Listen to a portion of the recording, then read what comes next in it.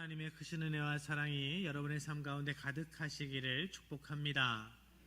하나님의 말씀 받습니다. 하박국 2장 1절의 말씀입니다.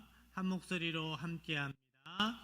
내가 내 파수하는 곳에 서며 성루에 서리라. 그가 내게 무엇이라 말씀하실는지 기다리고 바라보며 나의 질문에 대하여 어떻게 대답하실는지 보리라 하였더니 아멘. 오늘 본문 말씀 가운데에 나오는 하박국 선지자는 주전 600년경에 유다에서 살았던 사람입니다. 그가 살아갔던 시대의 유다는 불의한 사회, 죄악이 관영한 사회였습니다. 부정과 폭력과 부패로 그 나라가 안에서부터 썩어가고 있었습니다.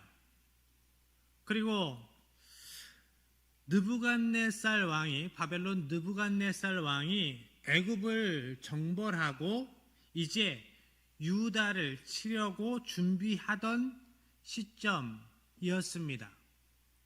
이렇게 안팎으로 혼란한 상황 가운데에서 하박국 선지자는 하나님께 이렇게 질문을 합니다.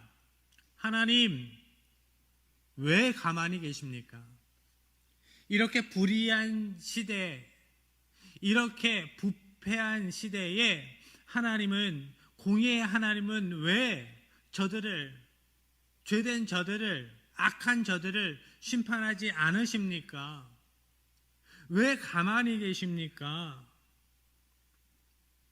하박국 선지자는 공의의 하나님께서 악한 사람들을 싹 정리해 주시기를, 심판해 주시기를 기대하면서 기도합니다. 그렇지만 하나님은 하박국 선지자가 하나님의 공의를 세상 가운데 선포하고 하나님의 공의를 이루어가는 하나님의 사람으로, 공의의 파수꾼으로, 사명자로 세워지기를 기대하십니다. 하박국 선지자에게 원하시는 거예요. 바로 네가 나의 공의의 파수꾼으로 살아가야 한다. 나의 공의를 세상 가운데 선포하며 나의 공의를 이루는 통로로 그렇게 살아가야 한다.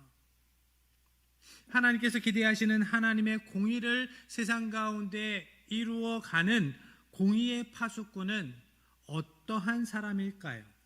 하나님께서 기대하시는 공의의 파수꾼은 믿음으로 씨름하는 사람입니다.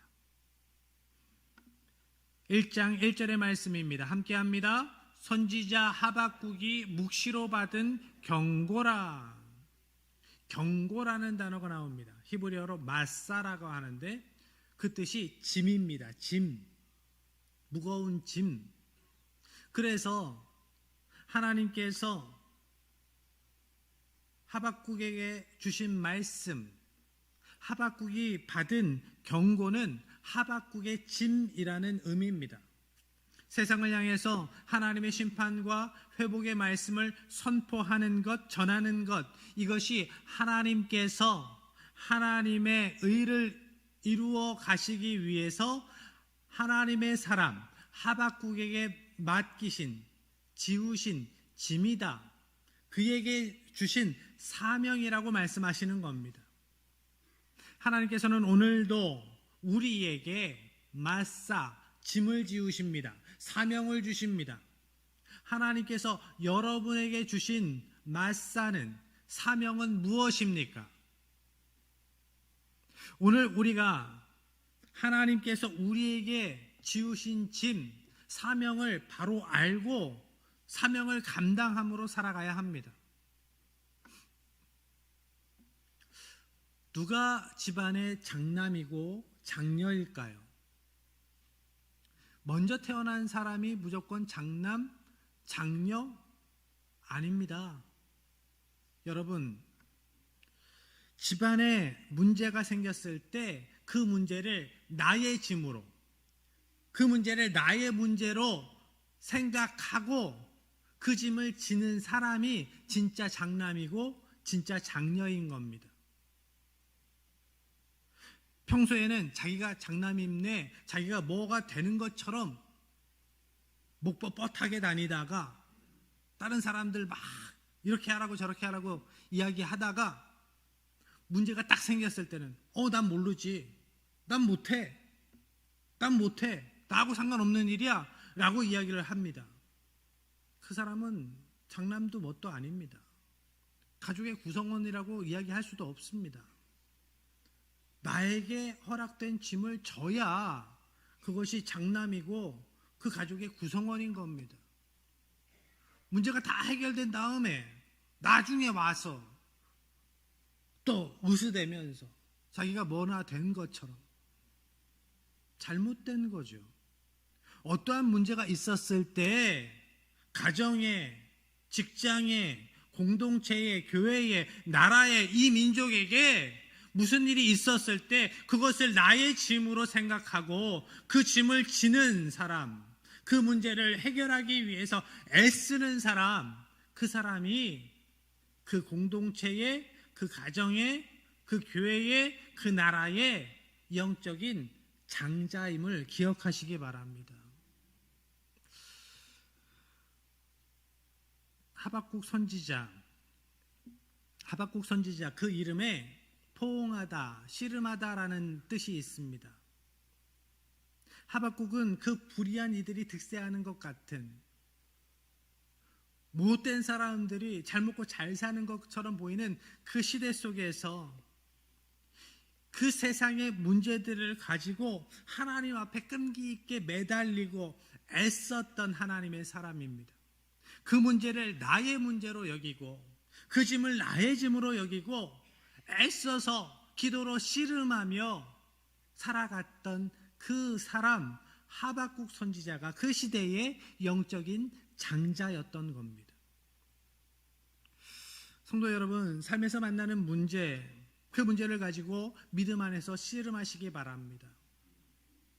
그 문제를 가지고 끈기 있게 하나님 앞에 나아가 매달리시기 바랍니다. 그 안에 은혜가 있습니다. 하나님께 그 문제를 가지고 나아가 애써서 매달리는 그 시간을 통해서 하나님이 어떠한 분이신지를 알려주시고요, 하나님을 더욱더 알아가면서 하나님을 더욱 신뢰하게 됩니다. 하나님과의 친밀함 가운데에 하나님의 능하신 손길을 경험하게 됩니다. 그 시간, 애써서 매달려 씨름하는 그 시간 안에 하나님의 은혜가 있습니다. 하박국 선지자가 하나님, 이 땅의 황무함을 보시옵소서, 이 땅을 구원하옵소서, 이 민족을 구원하옵소서 간절히 기도했는데 하나님의 응답은 이방 나라 바벨론을 들어서 유다를 심판하시겠다, 치시겠다 하시는 말씀이었습니다. 좌절이지요. 눈물입니다. 그렇지만 하박국 선지자는 하나님의 말씀에 좌절해서 그 자리에 머물러 있지만은 않았습니다. 더욱 간절히 하나님 앞에 나아갑니다. 하나님께서 심판의 말씀을 주셨을지라도 더 가까이 하나님 앞에 나아갑니다. 기도로 하나님 앞에 나아갑니다. 이렇게 하나님께서 기대하시는 공의의 파수꾼은 하나님 앞에 더욱 낮아짐으로, 간절함으로 나아가는 사람입니다. 하나님의 공의를 세상에 이루어갈, 하나님께서 기대하시는 공의의 파수꾼은 하나님 앞에 더욱더 겸손함으로 나아가는 사람입니다. 2장 말씀에 보면 하나님께서는 하박국 선지자의 질문에 직접적인 답을 주시지 않으세요. 그저 하나님의 하나님 되심을 말씀합니다. 하나님이 어떠한 분이신지를, 하나님이 공의의 하나님이시다라는 것을 계속 말씀하십니다. 그런데 하나님의 그 말씀을 계속 듣다가 하나님의 말씀을 듣는 중에 하박국 선지자가 깨닫습니다. 그렇구나. 문제가 아니었구나. 문제보다 더 크신, 어떠한 문제보다 더 크신 하나님을 신뢰하지 못한 것이 나의 작은 믿음이 문제였구나. 이 민족이 하나님을 온전히 믿음으로 살아가지 못했던 것이 문제였구나. 이것을 깨닫게 되죠. 그리고는 문제가 아니라 하나님께 집중합니다. 3장 2절의 말씀입니다. 여호와여, 내가 주께 대한 소문을 듣고 놀랐나이다. 여호와여, 주는 주의 일을 이 수년 내에 부응하게 하옵소서. 이 수년 내에 나타내시옵소서. 진노 중에라도 긍휼을 잊지 마옵소서. 유다 그 나라가 직면한 문제가 달라지지 않았습니다. 상황이 달라지지 않았습니다. 그렇지만 하박국 선지자의 믿음의 고백이 달라졌습니다.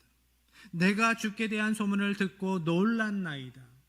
놀라다라는 이 동사는 감정적인 표현을 넘어서서 하나님을 경외하는 것입니다. 하나님을 경외한다. 하박국 선지자는 하나님께 대한 이야기를 듣고 하나님의 이야기를 듣고 하나님을 경외하게 되었습니다. 또한 진노 중에라도 긍휼을 잊지 마옵소서라고 고백합니다. 하나님께서 위로하시고 회복의 말씀을 주시고 사랑의 은혜를 베풀어 주시지 않더라도 심판과 진노로 말씀하시고 일하실지라도 그 가운데에 긍휼을 베풀어 주십시오라고 간구합니다. 어떻게 이럴 수 있습니까? 긍휼이라는 단어가 나오는데 자궁이라는 단어에서 이 단어가 파생되었습니다. 그러니까 하박국 선지자는 하나님의 마음을 알았던 겁니다. 막 혼내도, 어머니가 막 혼내도 어린 그 자녀가 울면서 어머니 품에 달려가면 너 잘못했잖아. 그리고 내치지 않아요. 그죠? 품에 안아주는 그 사랑 많은 어머니의 마음, 그 어머니의 마음을 하나님께서 가지셨다. 그 마음이 하나님의 마음이다 라는 것을 하박국 선지자가 알았던 겁니다. 그 하나님의 마음에 의지하여서 심판의 시간에도 하나님께 더 가까이 나아가는 겁니다. 하나님의 품에 뛰어드는 겁니다. 하박국 선지자는 그러한 시간을 통해서 성장합니다. 하나님께서 기대하시는 공의의 파수꾼은 이렇게 신실한 믿음으로 성장하는 사람입니다. 하박국 선지자는 하나님과의 친밀한 대화를 통해서 더욱 하나님을 알게 되었습니다. 하나님이 어떠한 분이신지를 알면 알수록 하나님은 허투루 대할 수 없는 분입니다. 하나님은 무시할 수 없는 분입니다. 하나님의 공의, 하나님의 사랑을 알면 알수록 하나님을 사랑할 수밖에 없습니다.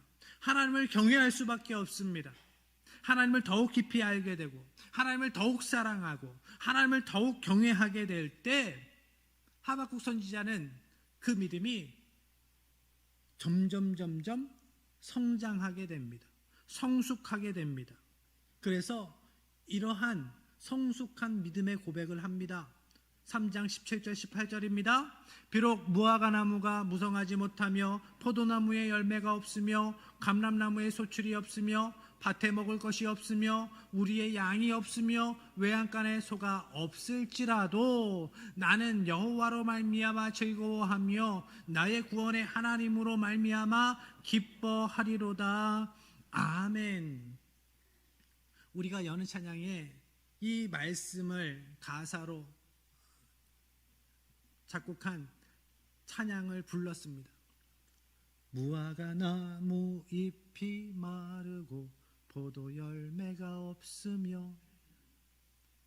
그런데 우리가 기쁨으로 율동도 하면서 웃으면서 찬양한 이 찬양의 이 가사를 하박국 선지자가 하나님께 올려드릴 때, 고백할 때의 그 상황은 웃으면서 춤추면서 올려드린 기도였을까요? 그렇게 올려드린 찬송시였을까요? 가사를 보세요. 과수원에 애써서 심은 과수원에 열매가 없어요. 말라 비틀어져 있습니다. 논밭에 곡식이 전혀 없어요. 소출이 없어요. 애써서 일했는데 양이, 염소가 우리에 있어야 되는데 우리는 텅 비어 있습니다. 모든 삶의 자리가 핍절되어 있고 말라 있고 소망이 보이지 않는 상황이라고 이야기를 하는 겁니다. 그런데 그럼에도 불구하고 하나님, 제가 이 자리에서 믿음을 결단합니다. 찬양을 결단합니다. 예배를 결단합니다. 믿음으로 살겠습니다. 믿음으로 이겨 살겠습니다. 비록 소망이 보이지 않아도 하나님께 소망을 두고 제가 믿음으로 이겨 살아가겠습니다 하는 게 이 본문의 말씀, 하박국 선지자의 믿음의 고백입니다. 하나님으로 인하여서 즐거워하겠습니다. 나의 삶의 자리에 소망이 없고 결실이 없고 부족한 것 투성이지만 거기에 소망 두지 않고 하나님께 소망 들고 제가 하나님을 즐거워하며 하나님을 기뻐하며 믿음으로 살겠습니다. 공의의 하나님께서 눈물의 자리에서도 우리와 함께 하실 것을 믿으며 하나님의 구원의 때를 기다리겠습니다. 하나님께 대한 믿음으로 살겠습니다. 이렇게 성숙한, 성장한 믿음의 고백을 하게 되는 겁니다. 하나님은 이렇게 믿음으로 공의의 파수꾼으로 살아가는 성도에게 약속의 말씀을 주십니다. 먼저 하나님께서는 그렇게 믿음으로 살아갈 것을 결단하며 하나님 앞에 나아가는 하나님의 성도들에게 어떠한 상황에서도 너희를 살리겠다라고 말씀하세요. 어떠한 상황에서도, 상황이 어떻게 변하더라도 그렇게 너희들이 결단했느냐? 믿음으로 이겨 살아갈 것을 결단했느냐? 나로 인하여서 어떤 상황에서도 즐거워할 것을 결단했느냐? 그러면 내가 살리겠다라고 말씀하세요. 내가 살리겠다. 2장 4절의 말씀입니다. 보라, 그의 마음은 교만하며 그 속에서 정직하지 못하나 의인은 그의 믿음으로 말미암아 살리라. 아멘. 그의 마음은 교만하며, 바벨론을 의미합니다. 또한 불의한 사람들을 의미하지요. 그 사람들은 교만하게 살아갑니다. 그런데 여기에 나오는 교만, 이 교만과 동일한 원어 표현이 민수기에 이렇게 나오고 있어요. 민수기에서 14장 44절. 그들이 그래도 산 꼭대기로 올라갔고 여호와의 언약궤와 모세는 진영을 떠나지 아니하였더라. 산 꼭대기로 올라갔다, 높은 곳으로 올라간다 할 때 이 단어가 쓰였어요. 자신을 높인다라는 겁니다. 자신을 높이고 인정받고 싶어하는 마음, 자기 뜻대로 하고 싶어하는 마음, 많은 사람들이 가진 마음입니다. 그런데 이 마음을 우리가 경계해야 하고 조심해야 하는 이유가 있어요. 이 마음이 교만으로 이어지기 쉽습니다. 왜 교만할까요? 교만은 자기 분수를 모르는 겁니다. 자기 분수를 넘어서는 거예요. 자기가 뭐나 되는 것처럼 생각을 하죠. 자기 생각대로 되지 않으면 모두 잘못된 것이라고 생각하고 다른 사람들을 정죄합니다. 왜 정직하지 못할까요? 불의한 이득을 취하기 위해서 거짓말을 하는 겁니다. 그리고 자신의 더러움을 감추기 위해, 추악함을 감추기 위해 자기보다 더 정직하게 열심히 의롭게 살아가는 사람들을 정죄합니다. 별것 아닌 것들을 들추어내면서 그것에서 기쁨을 누려요. 악한 사람들의 특징 아닙니까? 믿음으로 살아가려고 하는 성도들을 거짓된 죄로 참소하는 것, 사탄의 일이에요. 여러분, 그렇게 교만하고 정직하지 못한 이들이 이 세상에서 이기는 것처럼 보일 때가 있습니다. 그 모습을 보면서 마음이 힘들어요. 하박국 선지자도 그랬습니다. 그렇지만 하나님께서는 이렇게 말씀하세요. 결론은 정해져 있다. 너가 보는 상황이 힘들지라도, 너의 마음에 힘들지라도 결론은 정해져 있다. 그 결론이 무엇인가? 의인은 믿음으로 말미암아 산다. 의인은 믿음으로 말미암아 산다. 믿음을 가진 의인은 상황에 상관없이 산다. 내가 살려줄 거야 라고 말씀합니다. 하나님께서 하나님의 공의로, 하나님의 공의의 파수꾼으로 살아가는 성도를 어떠한 상황 가운데에서도 살리신다 약속하십니다. 또한 하나님께서는 공의의 파수꾼으로 살아가는 성도에게 이렇게 약속하세요.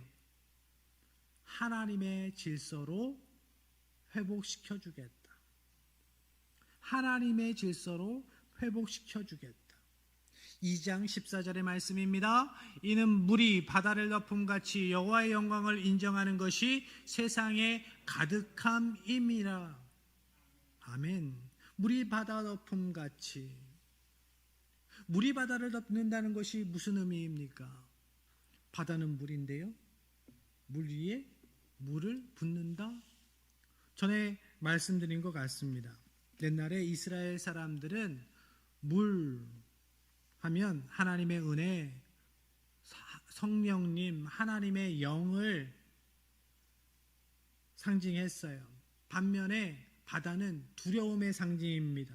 무질서와 혼돈과 두려움의 상징이 바다입니다. 그래서 물이 바다를 덮는다라는 표현을 들을 때 이스라엘 백성들은 하나님께서 본격적인 창조 사역을 시작하시기 전에 그 모습을 상상했습니다. 창세기 1장 2절의 말씀입니다. 땅이 혼돈하고 공허하며 흑암이 깊음 위에 있고 하나님의 영은 수면 위에 운행하시니라. 아멘. 하나님의 영이 혼돈과 어두움 가운데 있는 수면을, 바다를 완전히 덮고 운행하시는 그림, 그것이 물이 바다를 덮는다라는 말씀을 들을 때 이스라엘 백성들이 떠올린 모습이었습니다. 이것이 하나님의 창조사역, 이 땅을 하나님의 질서로 세우시는 모습입니다.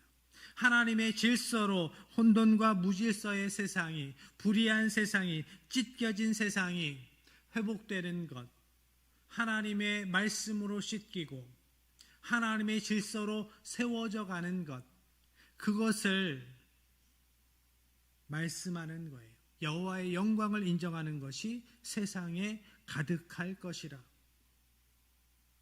하나님의 하나님 되심을 인정하는 것, 하나님의 통치 아래에 살아가는 것, 그러한 삶이 이 세상에 가득하게 될 것이다.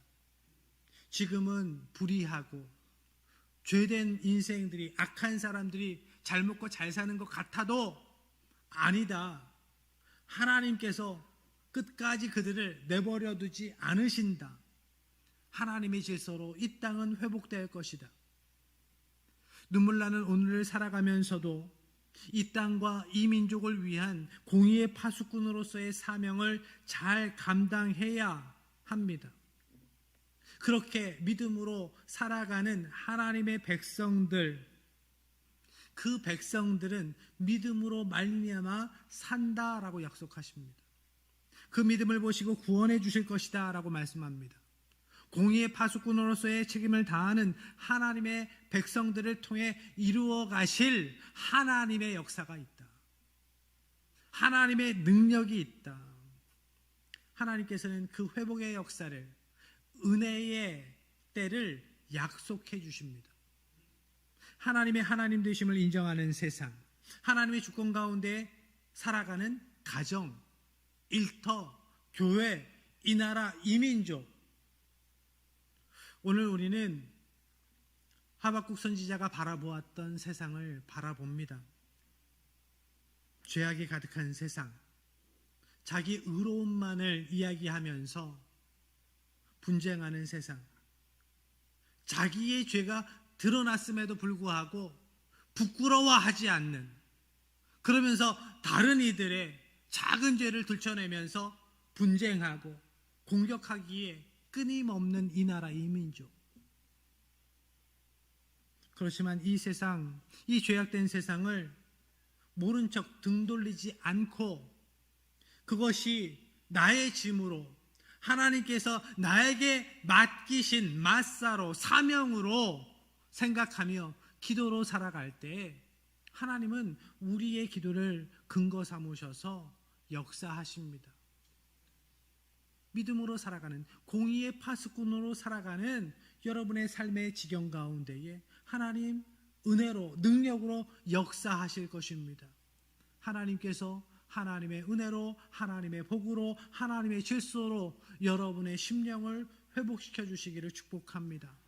여러분의 가정과 여러분의 일터가, 우리 교회와 이 나라 이 민족이 하나님의 질서로 더욱 온전히 굳건히 회복되는 은혜가 있어질 줄로 믿습니다.